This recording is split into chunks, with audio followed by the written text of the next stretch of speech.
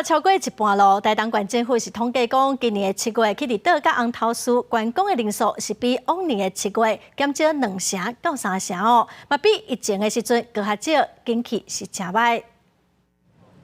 绿岛有天然的美景，陆地有丰富的自然生态，热人适合亲子旅游。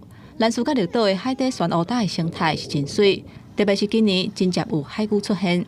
不过，台东县政府观光的统计，今年7月份休热旅游的大月，去绿岛甲咱树旅游的人数，煞比往年减2成至3成。敢若休困日人会较济。当地观光业者讲，今年都期待休热的业绩，不过今年煞是比疫情进前还佫较害，因为7月份拄着风台，船帮停驶半个月。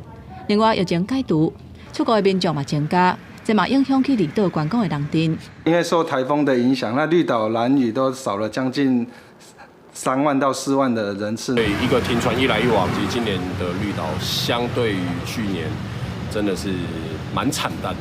观光业者分析，因为出国旅游的费用，即嘛甲国民旅游是差不多。伫2年疫情解除了后，民众会选择出国。若是要进行国民旅游，可能要是要中央政府搁做相关的规划，提供补助来刺激国民旅游。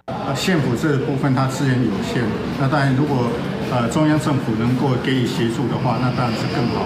那比如相对的有大型的一个活动的一个资源的补助。县府嘛统计，7月份台东县观光的人次比去年减30多万人次，比疫情进前还佫较少。热气救济受到真大影响，不过县府已经有拍拼行销。另外，明年出国的机票可能会落价。县府嘛呼吁观光业者要有心理准备，除了提升服务的品质，还该开发新的游艇或者是生活来吸引游客。记者综合报道。